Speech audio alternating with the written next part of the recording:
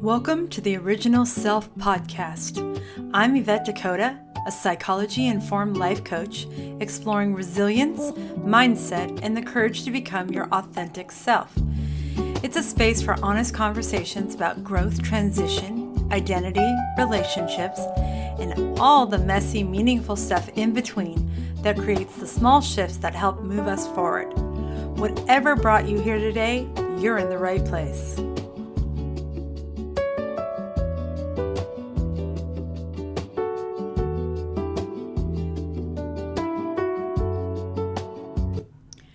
Today we are talking about how, for many years, standing behind a salon chair and coaching individuals, I've noticed people rarely come in for just a hair service or one single topic. They come to me carrying doubts, fears, dreams, and questions about who they are becoming. Over time, I've realized that beneath all the noise of expectations, criticism, and life's pressures, there's a version of ourselves that still exists. Let's explore who you were before the world told you who to be. Earlier today, I was thinking about something people have said to me for most of my life. That I am a chameleon, someone who can adapt my behavior to other people's personalities very quickly. When I was younger, I used to think that was a talent that served me well as a hairstylist. Possessing pieces of many different traits allowed me to connect with a wide range of people and to appreciate the differences in personalities, cultures, perspectives, and the unspoken rule that shape how people move through the world. And it certainly can be. But about 10 years ago, I noticed something that gave me pause. I realized that the benefits of adaptation did not always outweigh the masking of who I am authentically and what I might be losing in the process. The easier it was for me to shift to meet other people's expectations, the less certain I felt about who I was underneath all of it. At different moments throughout the day, a quiet voice would interrupt my thoughts with questions I hadn't seriously asked myself before. Who are you? What actually matters to you? And where are you in this narrative? Over time, I realized that this experience wasn't unique to me, and in many ways, it reflects something psychologists have been describing for decades. The psychologist Donald Winnicott had an idea of what he called the true self, something I think of as the original self. Beneath the masks we wear and the roles we play remains a version of you that was never lost, but only quieted. That is your original self, the part of you that existed before fear, before criticism, and before you learned to shrink yourself to fit into the expectations and boxes that people, culture, and society place around us. For instance, even an infant will begin to change their behavior the moment a parent responds to them positively or negatively. From the beginning, we are learning what's expected of us. It's not just taught by our parents, but by everyone we encounter and nearly every circumstance we move through. With each verbal, physical, or visual correction we absorb, a small piece of our original self quietly steps back. I think of it as a folder that moved to the back of the filing cabinet, a little further from reach each time. So what fills that filing cabinet? What are the forces doing the filing? There are three that do the most work, and they often operate together so seamlessly that most of us never notice them as separate things. They are family, culture, and fear. And what makes them so powerful is that all three tend to do their deepest work on us before we are old enough to question them. Let's dissect how family affects us. Family is the first world a child ever knows. Before you have any frame of reference for who you are, your family is already communicating through words, silences, reactions, and expectations who you are supposed to become. Most families do not do this out of cruelty. They do it out of love, out of habit, and out of the unexamined beliefs they themselves inherited and never thought to question. I have observed this across cultures and across generations in my work. The messages vary in their specifics, but tend to rhyme with one another in their effect. For many women, the message arrived early and without discussion. You marry, you have children, you build your life around the people you love, and that is enough. Going further, going to college, building something of your own, wanting more than what was modeled for you, was either not encouraged or quietly discouraged. Not because anyone wished them harm, but because that was the shape of the world they had been handed and they were simply passing it along. Religion adds another layer to this, and I want to be careful here because faith is a genuinely meaningful source of strength and purpose for many people. But there's a difference between a faith you have examined and chosen and a set of beliefs that were handed to you as a very small child, absorbed before you had the capacity to evaluate them.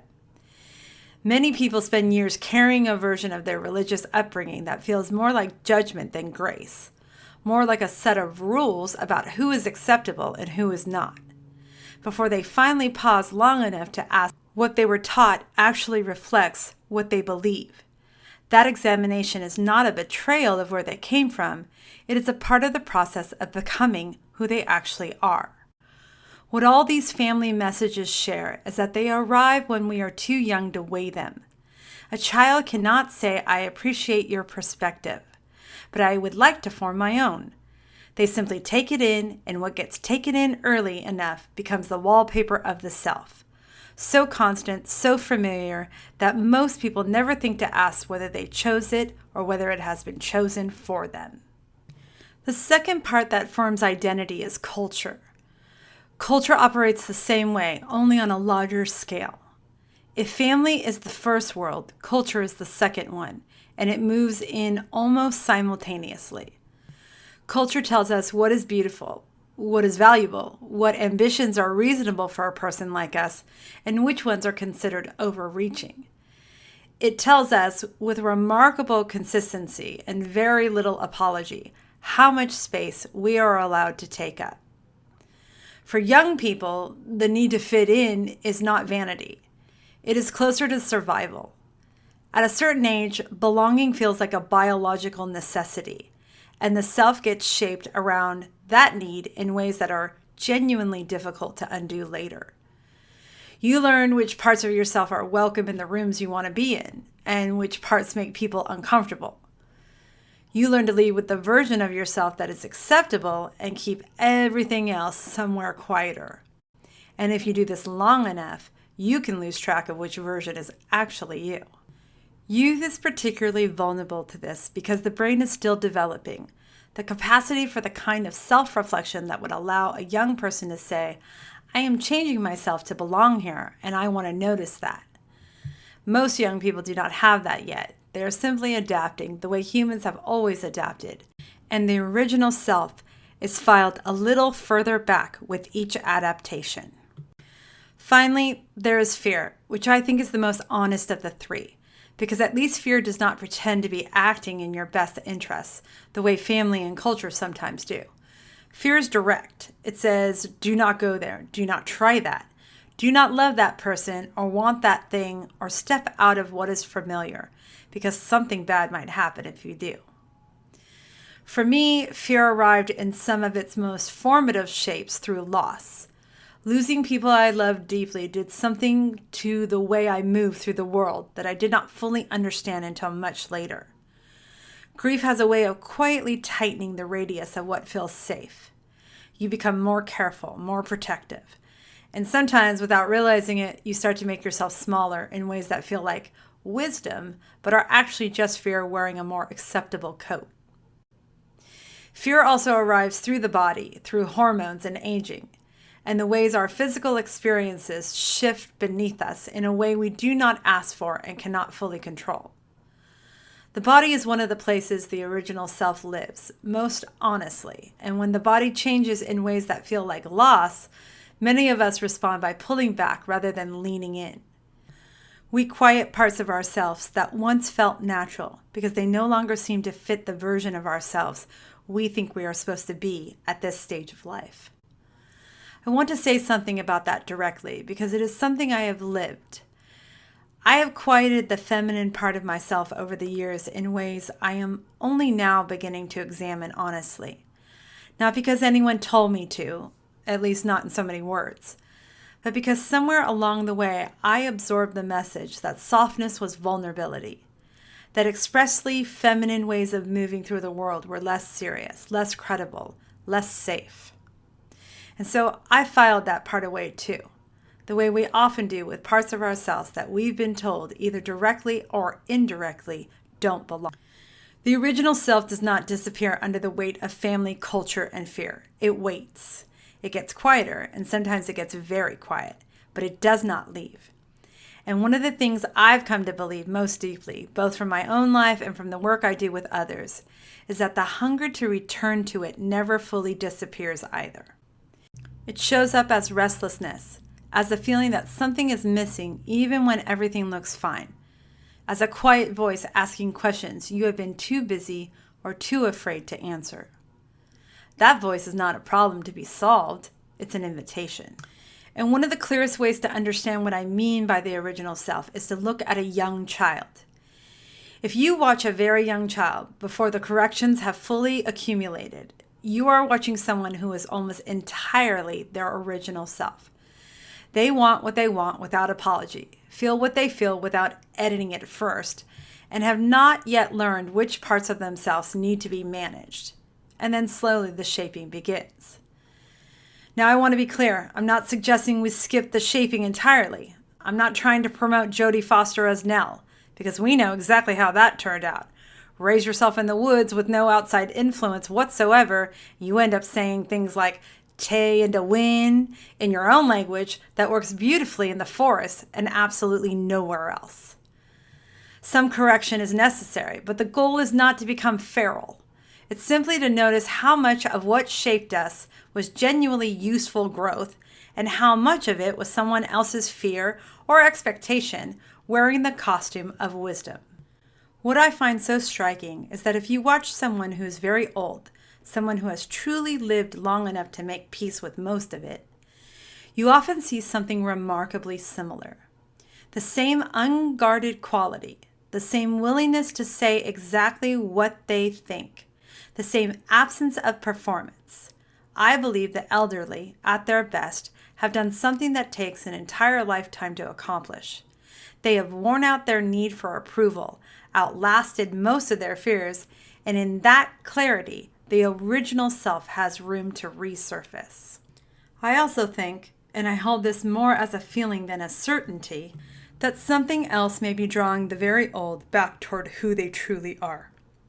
When we are close to the end of our lives, things loosen. What felt urgent for so long begins to matter less.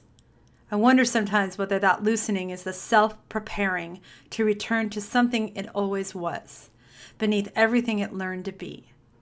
I do not think it is a coincidence that the two groups most in touch with the original self are the ones closest to the beginning and the ones closest to the end. What the rest of us are doing in the middle of our lives is trying to find our way back without waiting that long. And that is where so many of us find ourselves as adults, sensing that something essential is still there, even if we have not quite figured out how to return to it.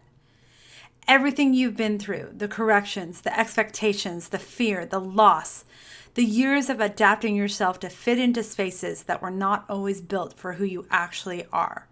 None of it was wasted. All of it taught you something.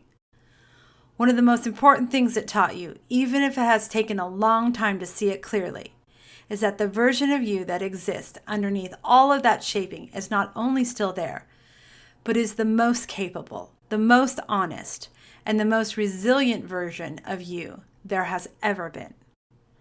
You did not survive all of that by accident. You survived it by being exactly who you are, even when you did not fully know it yet.